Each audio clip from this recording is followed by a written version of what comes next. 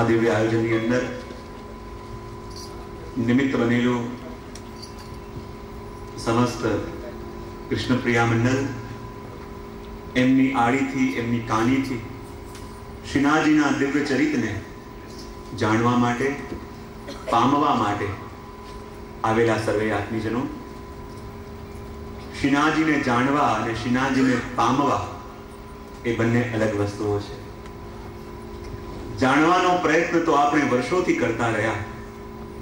કોઈ દર્શન કરીને જાણવાનો પ્રયત્ન કરે, કોઈ ગુણગાન સાંભળીને જાણવાનો પ્રયત્ન કરે, કોઈ ગુણગાન કરીને જાણવાનો પ્રયત્ન કરે, પણ જાણવું અને પામવું એ બંને અલગ વસ્તુ છે.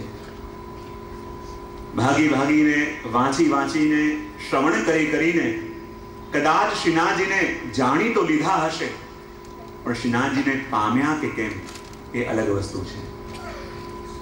ગુણગાન શ્રવણ કરીને ગુણગાન કરતા કરતા પણ હજી આપણું ચિત્ત આપણા ઘરમાં બિરાજતા ઠાકોરજીમાં સ્થિર થયું નથી તો માનો જાણ્યા છે પણ પામ્યા નથી. સત્સંગમાં બેસીને પણ લૌકિક સ્મરણો થાય, લૌકિક વસ્તુ યાદ આવે તો માનો જાણવા તો આવ્યા છે પણ પામવાની કામના નથી.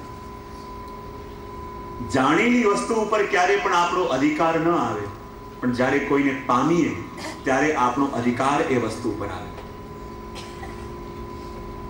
કદાચ આપણે પ્રભુને જાણી તો લઈએ, અને જાણવું એટલે કોને કહેવાય?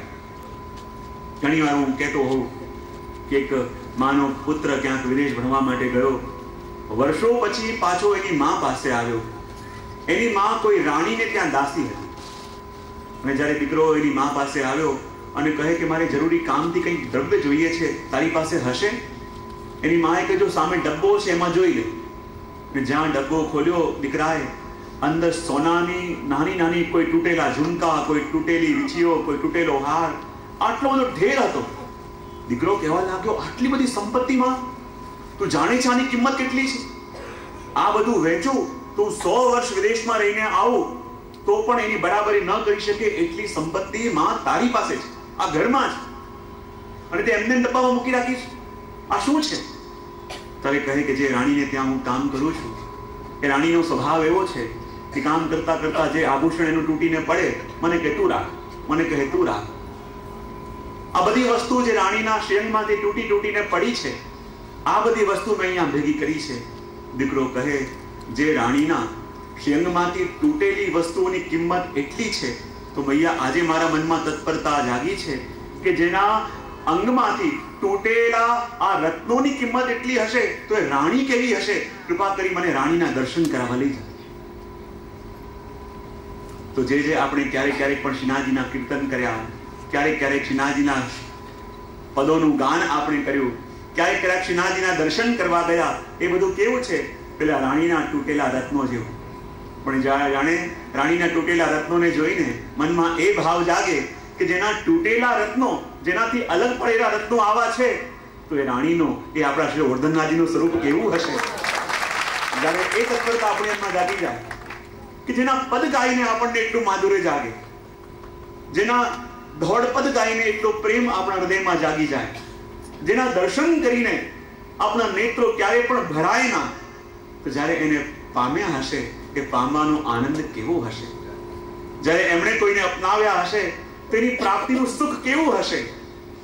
જેણે પોતાના નયનોની અંદર શ્રીજીને વસાવ્યા હશે તો એના સુખ, એના ભાગ્યની સરાહના આ વિશ્વની અંદર કોણ કરી શકે? અને કાલે આપણે પણ દર્શન કર્યું કે કેવી રીતે શ્રી ગોવર્ધનનાથજીનું પ્રાગટ્ય થયું શ્રીનાથ ગિરાજીમાં, અને જેની અંદર પ્રાગટ્ય થયું એ ગિરાજીના મહિમાનું દર્શન આપણે કર્યું. કારણ કે જ્યાં ધામનો પરિચય થાય એના પછી ધામીનો પરિચય થાય, અને ધામનો પરિચય કાલે આપણે મેળવ્યો કે શ્રી ગિરાજ બાવા કેવા કૃપાલુ, શ્રી ગિરાજ બાવાનું સ્વરૂપ કેવું છે, શ્રી ગિરાજ બાવાની અંદર દ્વાદશ નિકુંજ કેવી રીતે બિરાજે છે એનું દર્શન કાલે આપણે કર્યું. તો આપણી આજે યાત્રા આગળ વધારીએ એ જ શ્રી ગિરાજ બાવાની ઉપર, એ જ ગિરાજ બાવાના મધ્યમાં લગભગ 5000 વર્ષથી જે આપણા શ્રીજી બિરાજેલા છે. આપણે એ પણ કાલે ચર્ચા કરી કે ગિરાજીમાંથી શ્રીનાથજી પ્રગટ્યા એ તો આપણે બધા જાણીએ છીએ, પણ ગિરાજીની અંદર ક્યાંથી આવ્યા એની પણ ચર્ચા કાલે આપણે કરી. તો યુગો યુગોથી જે શ્રીજી ભીતર બિરાજતા હતા, પ્રતીક્ષા કરતા હતા કે જ પ્રભુનું એક સ્વરૂપ અહીંયા ભૂતલ પર પ્રગટે અને એ મને પ્રગટાવે. ધીમે ધીમે સમય અનુકૂળ આવ્યો અને કહેવાય અષાઢ વદ ત્રીજના દિવસે કહેવાય ગિરાજીમાં શ્રીનાથજીની વામ ભુજાનું પ્રાગટ્ય થયું. ક્યારે? અષાઢ વદ ત્રીજના દિવસે. પણ હજી કોઈની દ્રષ્ટિ પડી નથી, હજી કોઈ એના દર્શન કર્યા નતા. શ્રીજીએ પોતાના શ્રીઅંગનો સૌથી પહેલા અંગનો દર્શન જીવોને કરાયું હોય તો શેનો? પોતાની વામ ભુજાનો. જે ભુજા ઊંચી કરીને પોતાના જીવોને પોતાની પાસે બોલાવી રહ્યા છે. ને ત્યાં જ આટલા દિવસો વીત્યા, કોઈને ખબર ન પડી. ને જ્યારે નાગ પંચમી આવી એ દિવસે કેટલાક ગોવાળિયાઓ પોતાની ગાયોને ગોતતા ગોતતા શ્રી ગિરાજ બાવાની ઉપર ગયા. ને જ્યારે પોતાની ગાયોને ગોતતા ગોતતા શ્રી ગિરાજ બાવાની ઉપર ગયા, ભુજા પ્રાગટ્યના 16મે દિવસે દર્શન કરતા ગયા અને ત્યાં જ શિલાઓની વચ્ચે શ્રીનાથજી બાવાની ભુજાના દર્શન થયા. ને જ્યાં ભુજાના દર્શન થયા, કેટલાક ગોવાળિયા ડરી ગયા, ભુજા કોની છે? ભાગતા ભાગતા નીચે આવ્યા, ગામના વડીલોને વાત કરી કે અમે ગિરાજ બાવાની ઉપર ગયા અને ત્યાં અમને ભુજાના દર્શન થયા, ખબર નહીં કોની ભુજા હોય. કેટલા કહેવા લાગ્યા, અમને તો લાગે છે કે જ્યાં છુપો ખજાનો હોય ત્યાં પણ એવું થાય. ઘણા બે હોઈ શકે કે કોઈ દેવતા હોય. કેટલાક અનુભવીએ કહ્યું કે ચોક્કસ આ ભુજા બીજા કોઈની નહીં, પણ જેને 7 દિવસ સુધી શ્રી ગિરાજ બાવાને પોતાના શ્રીહસ્ત પર ધારણ કરી વ્રજવાસીઓની રક્ષા કરી હતી, એ જ ગોવર્ધન ધરણની આ ભુજા હશે. અને કહેવાય દૂર દૂરથી લોકો આવવા લાગ્યા. એ ભુજા પાસે આવીને ભુજાનો દૂધથી અભિષેક કરતા, પૂજન કરતા. અને પૂજન કરતા કરતા એટલો મહિમા એ ભુજાનો વધ્યો કે દર નાગપંચમીએ ત્યાં મોટો મેળો ભરાયો.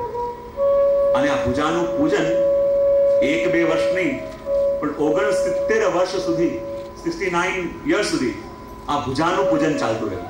કેટલા વર્ષ સુધી? 69 વર્ષ સુધી આ ભુજાનું પૂજન ચાલતું રહ્યું. દૂર દૂરથી લોકો આવતા, પોતાની માનતા માંગતા. અને શ્રીનાથજીની ભુજા એવી છે કે પોતાના જીવોને આકર્ષિત કરવા માટે, પોતાના જીવોને પોતાની ઓર ખીચવા માટે આ ભુજા સૌથી પહેલા ઊંચી કરી છે. અને જે આવીને કામના કરે, એ પ્રભુ મારી આ કામના પૂરી થઈ જાય, અને પ્રભુ પૂરી પણ કરી દે. ઘણી વાર કહેતો હોઉં ને, એક હોય ભક્તનો પ્રેમ અને એક હોય ભગવાનનો પ્રેમ. ભક્તના પ્રેમમાં અને ભગવાનના પ્રેમમાં ફરક શું? ભક્ત પ્રેમ ભગવાનને એટલા માટે કરે, ભક્ત ભગવાનને પ્રેમ એટલા માટે કરે કે ભગવાન એને વસ્તુઓ આપે. અને ભગવાન વસ્તુઓ એટલા માટે આપે કે કોઈ પણ બહાને આ મારાથી પ્રેમ તો કરે.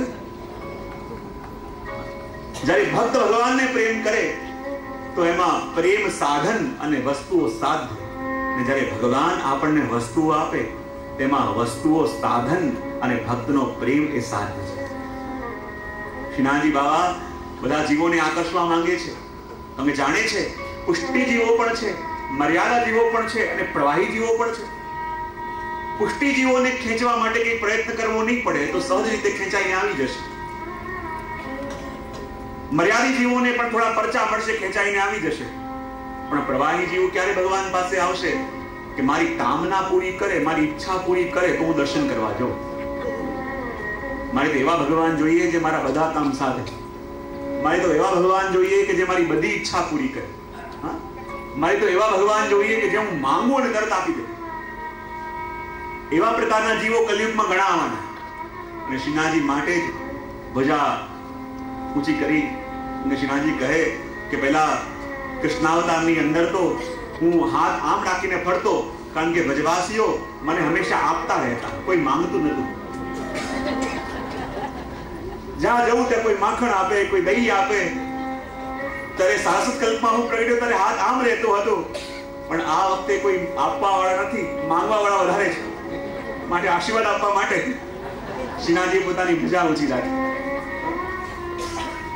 કારણ કે સારસ્વત કલ્પમાં તો એ દશા હતી કે હું કોઈને આપવા માટે પણ જઉં, કહું કે તું કઈ માંગ, તો ગોપીઓ કહેતી બસ પ્રભુ આપવા માંગો છો તો એવી કૃપા કરો કે સદા આપ સુખમાં બિરાજો, સદા આપ પ્રસન્ન રહો, સદા આપ આનંદમાં રહો. એના સિવાય મારે કંઈ જોઈતું નથી. એ ગોપીઓ મારી પાસે માંગતી તો પણ મારી પ્રસન્નતા, મારી પાસે માંગતી તો પણ મારો આનંદ માંગતી. માટે ત્યાં હું હંમેશા હાથ આમ લઈને ફરતો, ગોપીઓના ઘર ઘરે બનીને માખણ માંગતો. મૈયા પાસે પણ હાથ આમ રહેતો મારો. મેરી હથેળી ચાટ, હાથેળી આમ રહેતી.